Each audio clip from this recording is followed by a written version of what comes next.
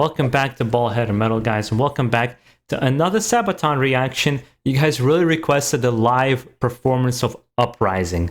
Let's check it out. I know it's about a Polish conflict and a Polish battle, so this should be interesting. Obviously, it's everything that happened there during World War II. So let's see what we got. There's been, I think, 1 or 2 songs from Sabaton I really didn't connect with. Everything else I absolutely loved. And the last reaction I did, which was in Gothenburg, they had the whole performance, right, of The Lifetime of War. Phenomenal. And this looks like it's probably the same stage, so I can't wait to check this out. Let's get into it. By the way, guys, if you enjoy this kind of content, make sure to subscribe down below for more.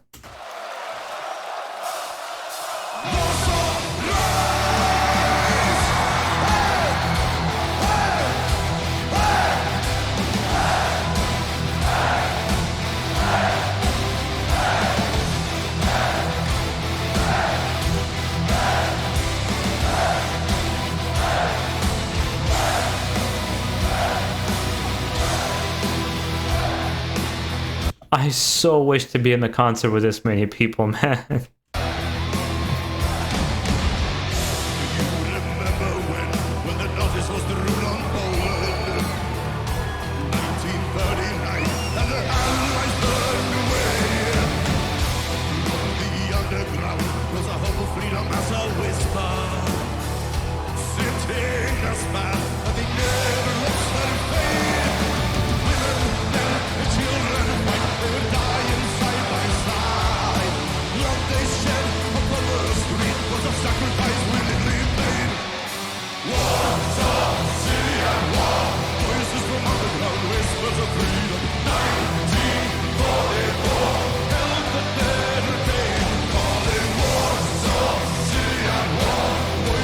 The chorus is absolutely kick-ass, and the way the crowd is reacting to it is just giving you like goosebumps, right? Just so you even to kind of hear something like that. And I'm sure Russians, Ukrainians, Slavs in general relate to this very much with the World War. You know, with obvious things that Russia did to Poland as well, kind of, you know, pushing them a little bit to the side. I'm not going to get into that whole thing because I think a lot of us kind of know the history as well. I don't want to get into that whole conflict. But the idea stays the same. The war is it's a thing that nobody has forgotten in Russia, because from generation to generation, Russia, Poland, again, all these countries, you're taught how much it affected your people and what it has done, and how your relatives, your family members, your great-grandparents, they all fought and died for this.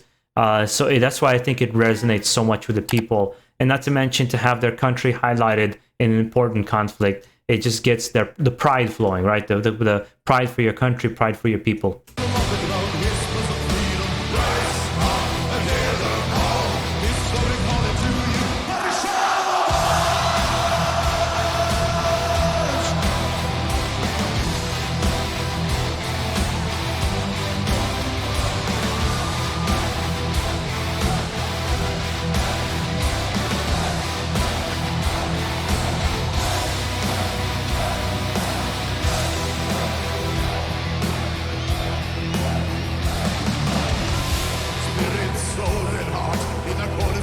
That's not Hannes, right?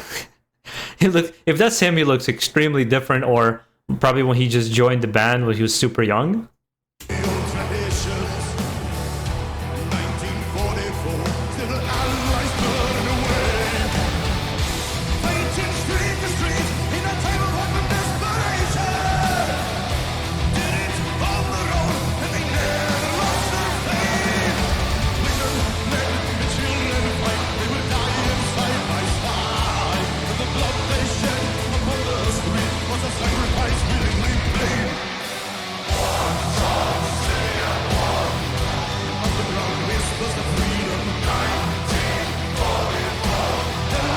He really knows how to get people involved and hyped and excited.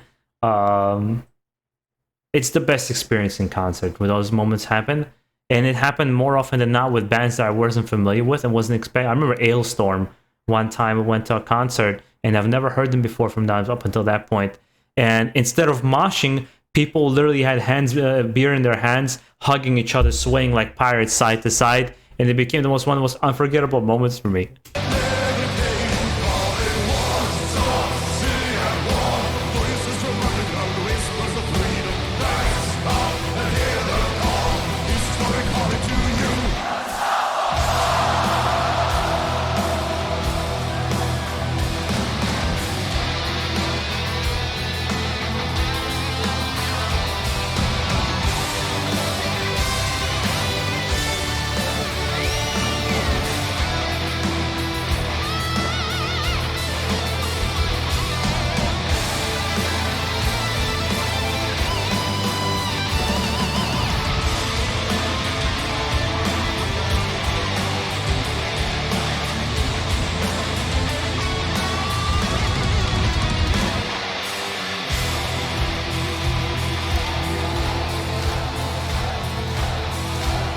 Yeah, see, I can see what you guys were talking about when I listened to their one of their older songs. Oh my god, the name escapes me right now. And you hear a more Stalingrad. You hear a more kind of a power metalish vibe. And here, the style of the band has changed, and it seems to me it might. I don't know. Obviously, it's a conscious choice, but I think they were consciously looking to make it more of this crowd involvement, and particularly get people more hyped. You know, to create this army for Sabaton. I think Manowar does very well as well, and I think it's an intentional creative choice, which I don't think it's a bad thing because it makes the show so much more entertaining. But the song in general is it's also just well written. I think the simplicity of their songs, along with how good those like chorus elements are and crowd interaction, again akin to somebody like AC/DC, I think is a great example. I think so.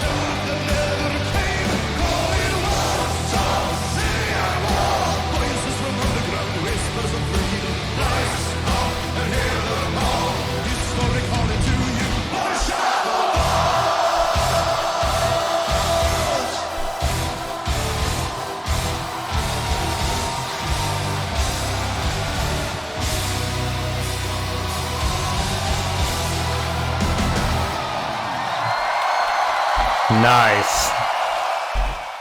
And a great ending to the concert. I remember now, you guys told me it's a Polish Woodstock where it happened. That's why there's so many people. It must be like, you said, guys, I think you said 500,000 people.